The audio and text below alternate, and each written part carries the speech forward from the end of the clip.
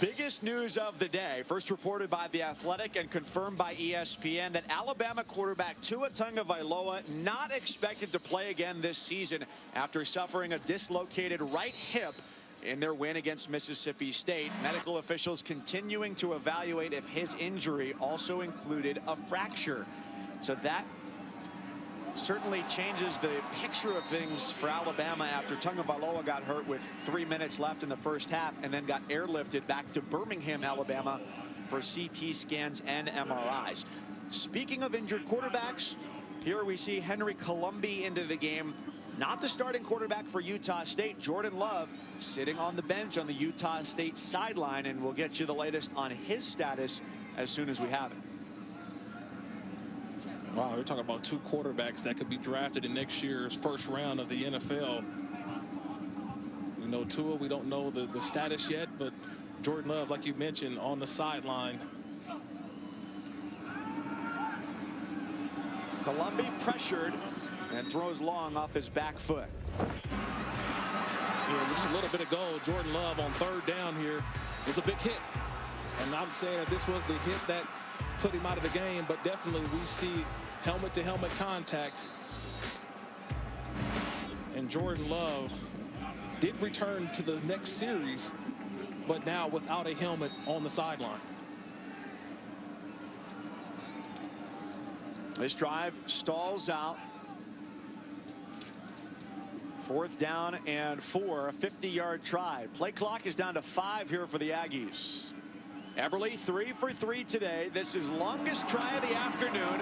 Plenty of distance on it, but he sails it wide. No good. He already set the Mountain West record for most career-made field goals today, and he missed this one. Operation snap just a little bit high. I'm not saying that had anything to do with it, but obviously the operation not as crisp as Utah State may have wanted it, and just pushed it right, did Eberle. Had to get to that one quickly with the play clock dwindling to 5 seconds. So different quarterback in the game, no points on the board for Utah State, and it goes back to Wyoming. Scoreless in the second half. Still looking, as you said before, for that first huge explosive run from Xavier Valade, who went for 124 yards last week against Fresno State. Finds 13 yards there to get them right near midfield. Well, that's a good start to the drive, right? Gets positive yards, and you got to get a touchdown or points on this drive. You cannot start limiting your possessions without getting points as this game starts to get late in the 4th.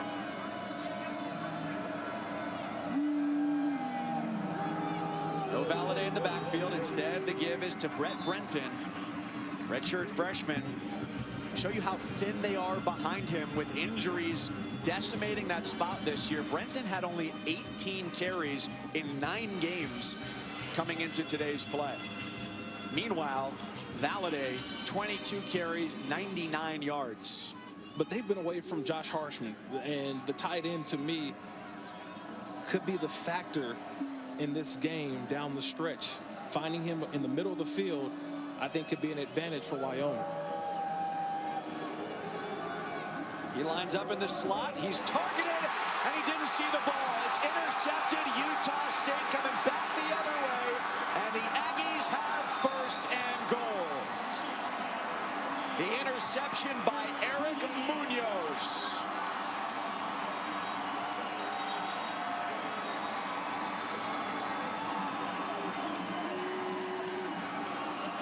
Vanderwall had the right idea. I just said you got to get to the tight end. That's the advantage that they have, but you got to put the ball to the outside. You don't put it to the inside. And Eric Munoz just sat there and read the eyes of Vanderwall. Picks it off.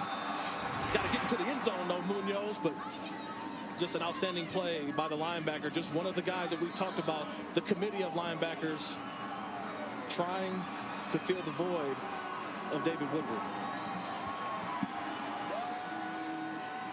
Lowest touchdown efficiency in the red zone this year. New quarterback in the game. Colombi does the smart thing and falls back on the 25-yard line. A massive loss on first down. But the ball's in the red zone. And not anymore. But this is what happens. This is why you're one of the last. Why you're last in FBS in red zone efficiency if you're Utah State. Scoring touchdowns are just difficult, and it makes it even more difficult with bad snaps like that. They lost 24. Columbia gets tied up around the ankles. Ball came loose, but he was down. That ended the run. And now it'll be 3rd down.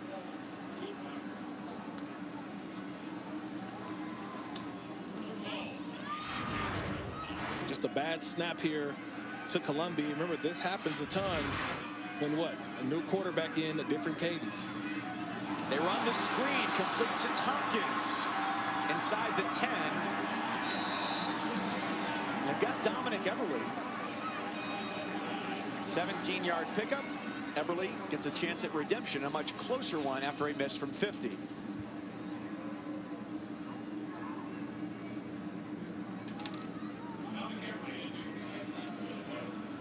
Still waiting for an update from Utah State on the status of Jordan Love, who we saw without his helmet sitting on the bench on their sideline.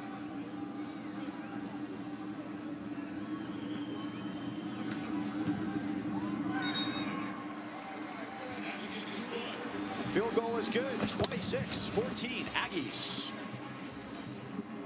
Kirk Morrison, let's take a look at today's mayhem moment, brought to you by Allstate just a few minutes ago. Well, the mayhem moment was brought to you by number 38, the junior linebacker, Eric Munoz, picking Tyler Vanderwall off, just staring at the quarterback's eyes. Let the quarterback lead you to the football. You make a play, but you got to get in the end zone. Eric Munoz getting to the end zone. My fellow linebacker with the mayhem moment.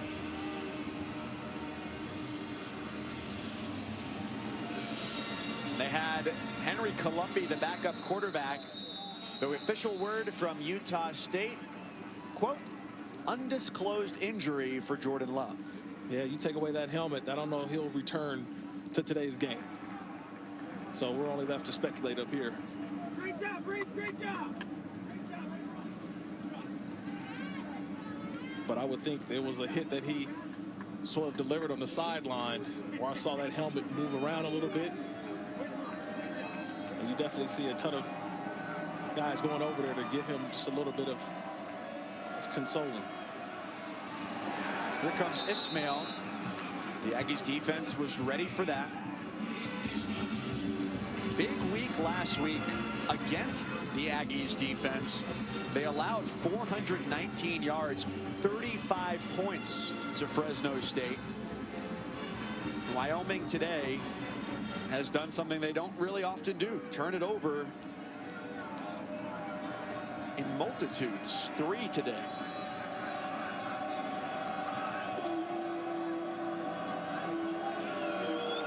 Craig Bohl, their head coach, was worried if they would play with the same level of vigor and energy and effort after having to go against the best team in the Mountain West last week, Boise State.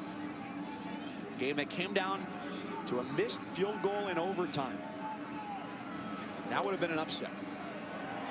But it's plays like this on 3rd down that you got to convert, right? That's, to me, their identity has been running the football. But when you get into 3rd and short, especially at this time in the game, you're still in this game, but you have to convert on this 3rd down.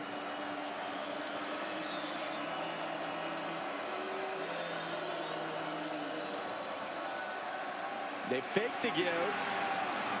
Vanderwall runs, throws, and completes for a 1st down. Austin Conway. Last score for Wyoming came with 5.5 minutes to go in the 2nd quarter. So you're closing in a few minutes away from 2 full quarters without any scoring. And with 10 minutes to go, they are in this, but they've got to start getting productive. They got to be more aggressive too. They got to start looking to take some shots down the field.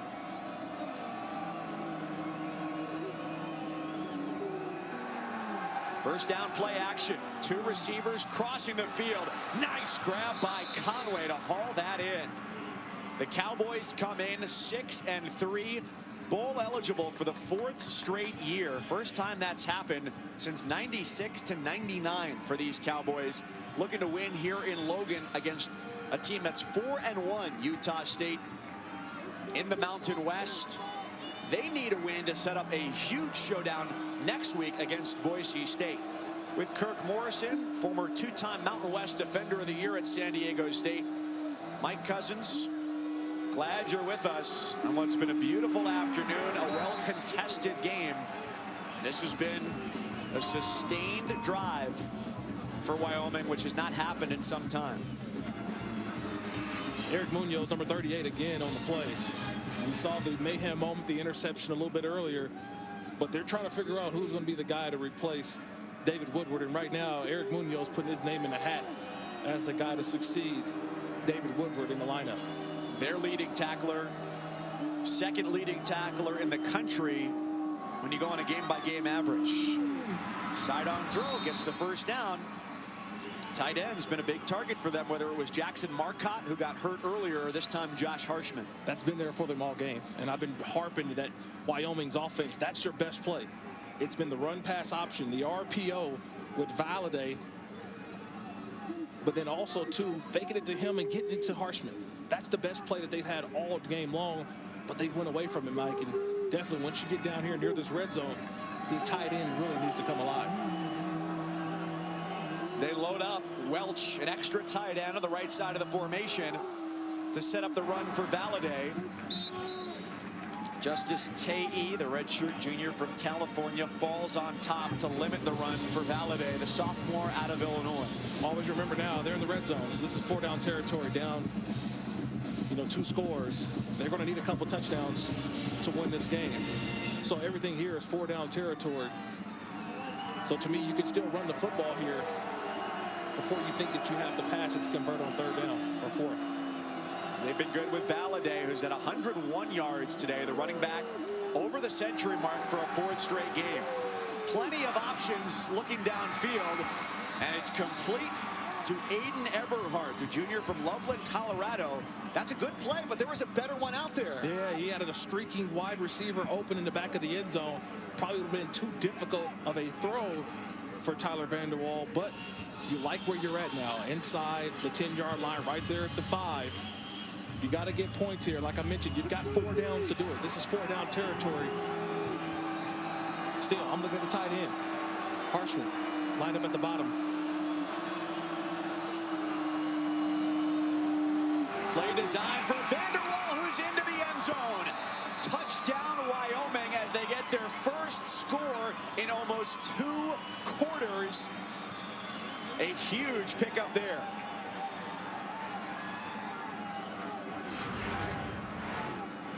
Touchdown number 2 for Tyler Vanderwall.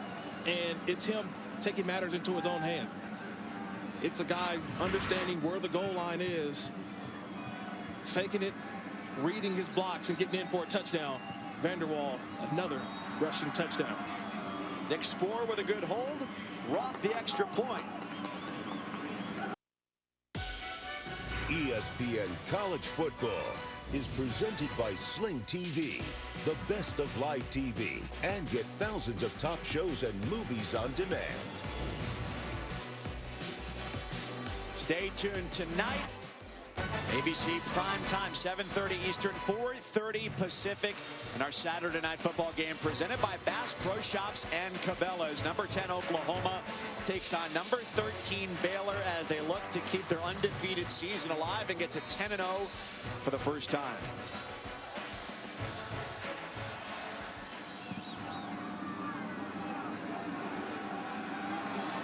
Utah State starting quarterback, potential first-round pick Jordan Love out with an undisclosed injury.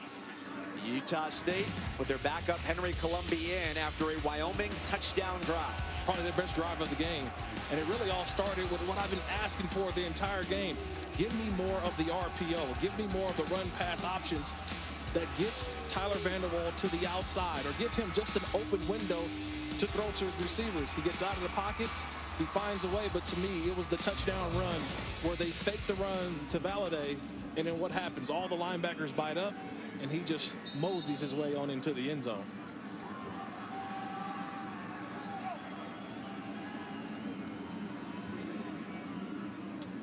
Wyoming shows one safety here, first down.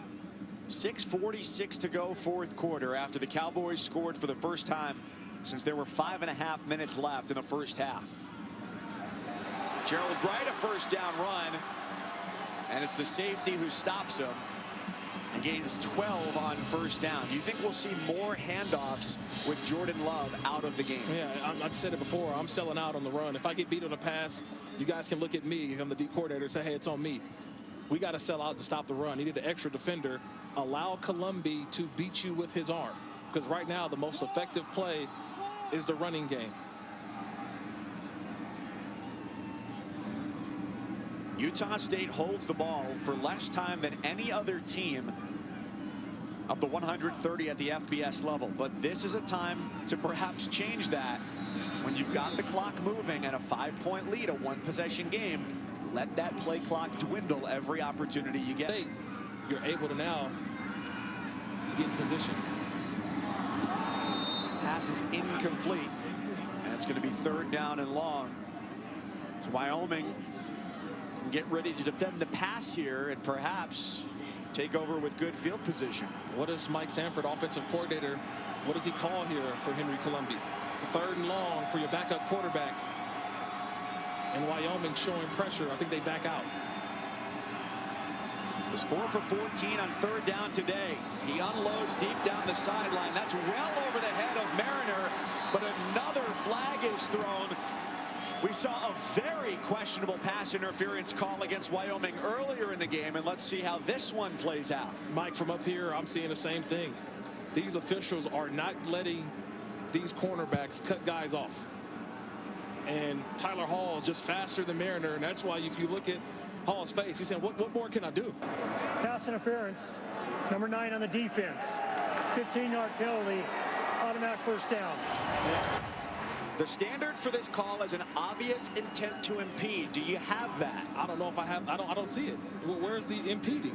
He's using the sideline, and the ball is really overthrown too. So I'm not even sure that's just a catchable pass. It's not catchable by anybody. Okay, that's not a catchable ball. Gary Anderson might have had the best play on it on the sideline. I think the official was looking at the defender kind of ride the wide receiver out of bounds.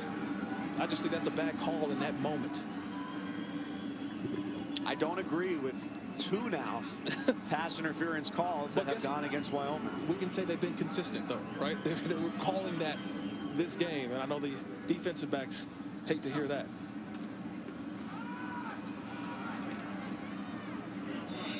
Gerald Bright tripped up 45-yard line, a gain of 3 on first down. The clock continues to wind with a 5-point advantage. Utah State, they're not overlooking Wyoming this week, but the biggest game on their schedule lies next week. A chance to hand Boise State its first loss in conference play. Yeah, they're going to fight to the end with this one. It's on Henry Colombi now. Quarterback in for Jordan Love. He's going to have to make a couple more plays and a couple more throws to pull this win off for Utah State. The Broncos in action later tonight. They'll be on ESPN2, 10:15 Eastern against New Mexico. Here's a flag. False start. Number 64 of the offense. 5-yard penalty. Still 2nd down. That's Henely Avendano, one of their guards.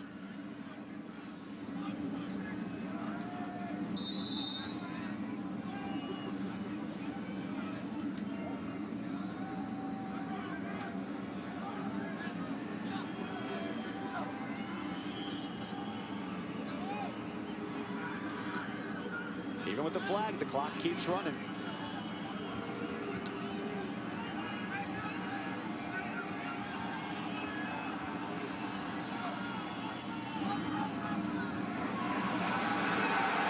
Great tackle. Now 3rd down and long. With the longest active home winning streak in the Mountain West on the line. It's 7 straight for Utah State. Boise has 6 straight. They defend home turf as favorites against New Mexico tonight, and 5 each for Air Force and Wyoming. It's a big play here on 3rd down. Or last time, Wyoming brought pressure. This time, I think they're going to sit back in the zone. Utah State sees that. They flip the formation. 3 receivers up top. Watch the screen down here at the bottom. To Bright. A constantly changing defensive look. The screen is tipped and incomplete. Cash Malawia proving a big distraction there. He says, no, sir. Great distraction, right? They put the 3 receivers to the field, line up bright to the receivers, try to sneak him in right in the back. And like you mentioned, Malawi with a great play, getting up there, knocking the ball down. Just good recognition. And Mike Sanford thought he had one there. He called that screen play, but you just knew that they weren't going to allow Henry Colombi to stand in the pocket and deliver on third and 14.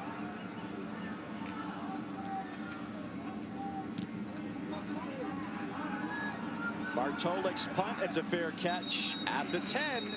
Game's coming right down to the wire tonight in Logan. Wyoming's down by 5 on the road here. 3:47 fourth quarter in Logan, Utah. Mike Cousins, Kirk Morrison. We saw a touchdown earlier in this quarter for Wyoming. What can they replicate from that last drive? I think it's putting Tyler Vanderwall on the move a little bit, getting him out of the pocket, letting him buy just a little bit more time for the receivers to get open. They still have all 3 timeouts as well if you're Wyoming, so running the ball can still be a part of your offense as well. After the punt, they take it from the 10-yard line. Team that runs the ball top 20 in the country in terms of handoffs per game, and it's Xavier Valade. Nice way to start this drive for a team that has seen close games not go their way too many times this year. Yeah, especially last week, coming off the heart-breaking loss at Boise. They understand them, so they're battle tested. They've been in this situation before, and with 3 timeouts, you still can run every play within your offensive playbook and not have to worry about going into the hurry-up mode. Tipa Naliai with the tackle there on Valade. As Utah State wants to go into next week against Boise State 5-1 in the Mountain West. The Broncos enter play tonight, perfect in conference play. But I think we have to mention there is no Jordan Love on the offensive side for Utah State. So if you're Wyoming, you could be a little bit more aggressive here as well, getting the ball down the field. Clean pocket for Vanderwall, but no good options where to throw. He tries to sneak it into a very small window, and it shuts. Huge third down here for Wyoming. But what did I just say, Mike? Putting Tyler Vanderwall on the move, getting him out of the pocket. That's what was successful for you in the last drive. That's what you should do here. But on third down, to me, this is one of those situations. You got to go through your first 2 progressions. If it's not there, Tyler Vanderwall, you have the green light to just go find the first down marker, pick up the first down, and move the chains. The blitz is on. It's a heavy one. Vanderwall on the run. He throws incomplete. He got flattened as he let it go. And it's decision time here. There's just nowhere to go, really. They bring pressure. They bring 6. Not enough for Wyoming, and took a little shot at the end of the play. Christopher Unga. But remember, Wyoming still has 3 timeouts. There's still no panic. You wish you had a better offensive series there, but you still got a lot of time left and 3 timeouts.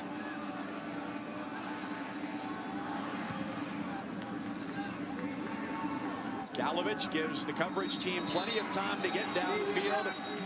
Drive of the game coming up. Hey, Kirk. Sports Center tonight from L.A., your hometown, after Arizona, Oregon, with Linda Cohn and Stan Verrett. They'll give you an update on the injury to Tua Tagovailoa, the impact it'll have on the playoff race, and plus, after Saturday's results, Heather Dinich on how the Pac-12's playoff prospects looks, and a report from Colin Kaepernick's workout, what teams are saying after seeing him on Saturday. Sports Center's After College Football on ESPN and the ESPN app. You got it, Mike. There you synergy. Go. You got it. Mike Cousins, Kirk Morrison with you here in Logan, Utah. The Aggies up 5, 2.5 minutes to go. Wyoming with all 3 timeouts. They're going to use one here because they need to force a punt and get the ball back to try and drive and win this game. Wyoming, this is their first timeout of the half. 30-second right timeout. Now it's about building a wall. If you're Wyoming, Utah State is just running your offense, but now it's a little bit different because the offense is different. It's not trying to get the ball down the field and go hurry up. You slow it down a little bit, but this is the difficulty if you're Wyoming. Henry Colombi is a runner, so he's the extra player in the run game. So not only do you have to worry about the running back, but you have to make sure that the outsides, to me, the ends, they got to be able to not be able to crash down on that run, but be able to keep the quarterback in front of them. Head coach Gary Anderson has been vocal about saying the players around Jordan Love have to be better. Well, it's no Jordan Love. It's his backup, Henry Colombi. They'll need a group effort here to keep the Wyoming defense on the field and win this game. Colombi gives it up right with a spin out. Defense pushes it back. Third down. Coming up with another timeout.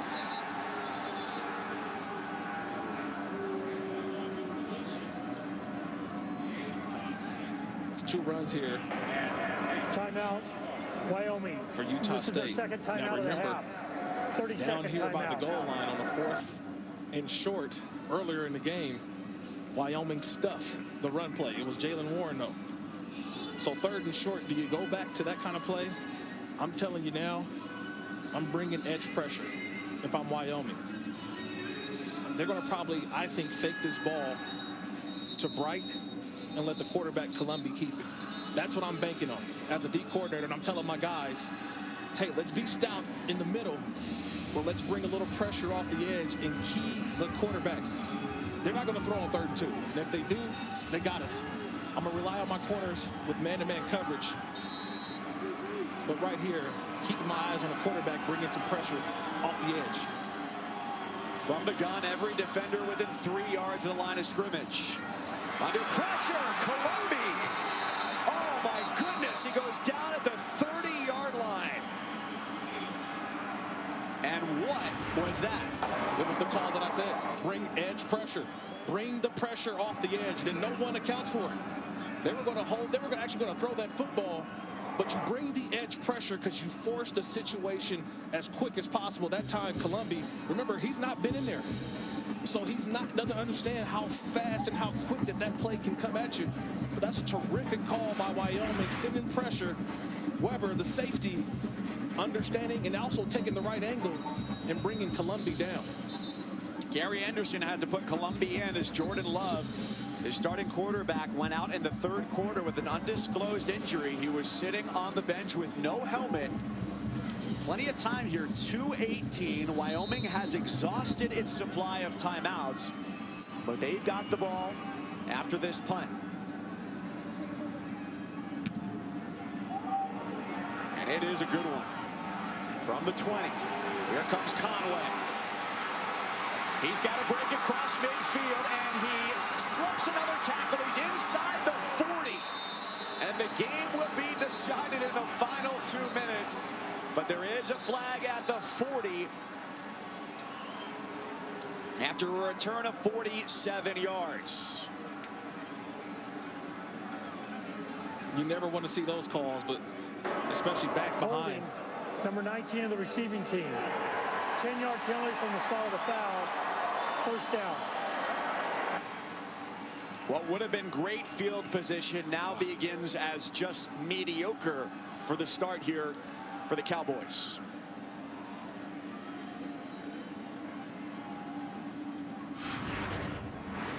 I'm looking for the call here. They called 19 on the penalty,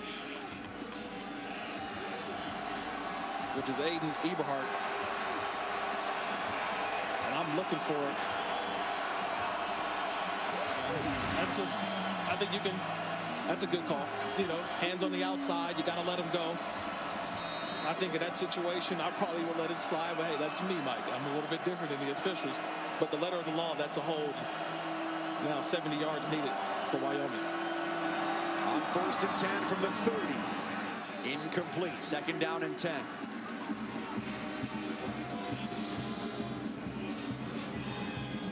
No timeouts.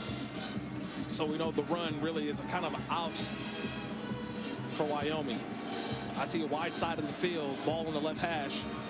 I've said it before, getting Tyler Vander Waal on the move.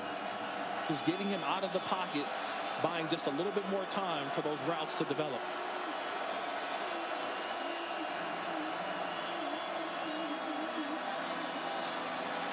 Vander Waal steps up, wrapped around the waist, and his pass pass is almost intercepted. The nickelback Andre Grayson had it in his grasp, and it fell to the turf, keeping things alive for Wyoming. Number 10, it's Tipa Nali AI. Number 10, it's been his rush on the outside, and it's forced Tyler Vanderwall to have to get rid of that football early, and just a missed opportunity there for Utah State. That should have been an interception. That should have been the game.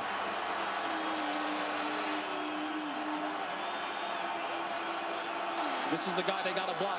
Tipa Naliai, number 10, defensive end, lined up at the bottom.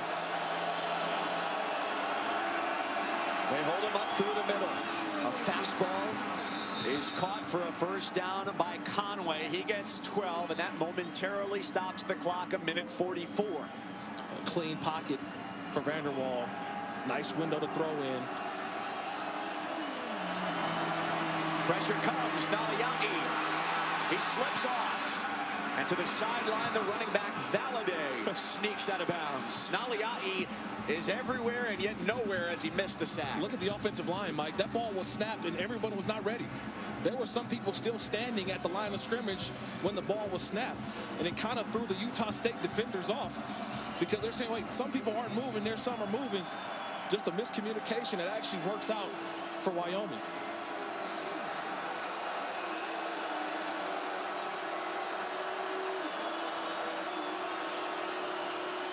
A four-man rush. Pressure up the middle sends Vanderwall on the run. He lets it go, and another first down throw. It's complete to Gunnar Gentry. Again, out of the pocket, right? Anytime he escapes out of the pocket or just buys a little bit more time, it gives these receivers just enough to get open, and Tyler Vanderwall sees him. Wyoming needs a touchdown to take the lead. Sideline throw again. The execution has been better. Gentry with his second straight grab. Still plenty of time left, 1:08. Okay, remember, it's still no timeouts, but they still have enough time that they can work the entire field. So you don't have to worry about just trying to hit on the sideline. You can work the entire field. We haven't called the tight end's name, Josh Harshman, in his drive just yet. They tried to attempt the pass earlier to him. I think right here, working the middle of the field for Harshman again.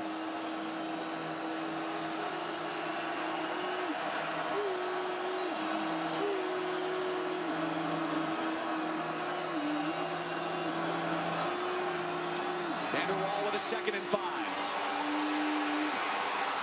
He throws to the middle of the field, and it's intercepted. That'll end the game. Eric Munoz gets another one, and it's a game-winning pick for Utah State.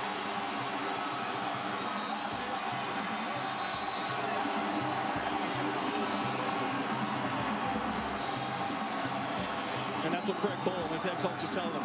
You can't throw that ball. You cannot make that play. That's not your play. You can't throw across your body in that situation. He had yards, but he was trying to make the big play. And that's something that offensive coordinator Brett Vegan could have told him before that drive as well. You can't score it in one play. Let's keep driving all the way down. He had an opportunity just to get yards and get out of bounds, but he decided to make the big play.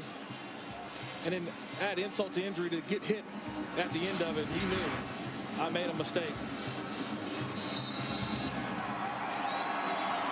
With things that didn't go well for them today, a couple of inopportune pass interference calls, they still had an opportunity to pick up a win on their final drive. Vanderwall, not the starting quarterback to begin the year, vaulted into that spot due to injury, nearly delivering them a win. It's been a game of replacements to finish things out here today, right? Henry Columbia, quarterback for Utah State. Eric Munoz, a couple of picks, filling in for David Woodward. And the stage is set for a massive game in the Mountain West. Boise State, Utah State next weekend.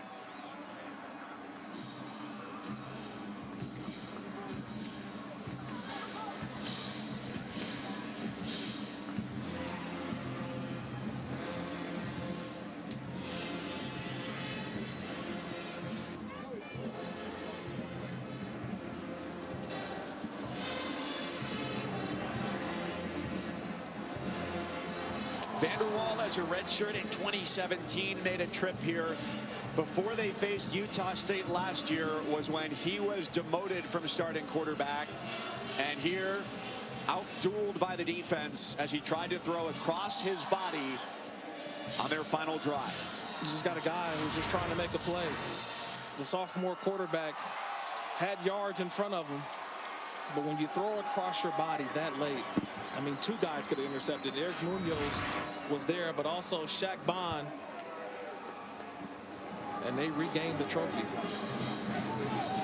The rivalry between these two schools, that's what the winner gets as Utah State becomes bowl eligible. They improve to 6-4. They've now won 8 straight home games in the Mountain West, the longest streak in the league. Well, they were picked preseason second in the league behind only Boise State. And they say, when you come at the King, you best not miss. They get their chance next week. Yeah, that's the big game. That's the big game next week. Boise State, Utah State. It's what you kind of waited for all year. This has been the collision course game. The status of Jordan Love in the air. We'll see what happens this week. But, man, that's the game of the year right now in the Mountain West. An undisclosed injury for Jordan Love was the word from Utah State. That'll be something to watch heading into next Saturday's showdown that may decide one of the competitors in the Mountain West Championship game. Utah State hangs on with its defense, 26-21, the final score. Thanks for being with us here this afternoon. For my partner, Kirk Morrison, on behalf of our entire crew, I'm Mike Cousins. 26-21, Utah State defeats Wyoming. We say so long from Logan, Utah. We'll send you to warmer climates now, Atlanta, for App State and Georgia State.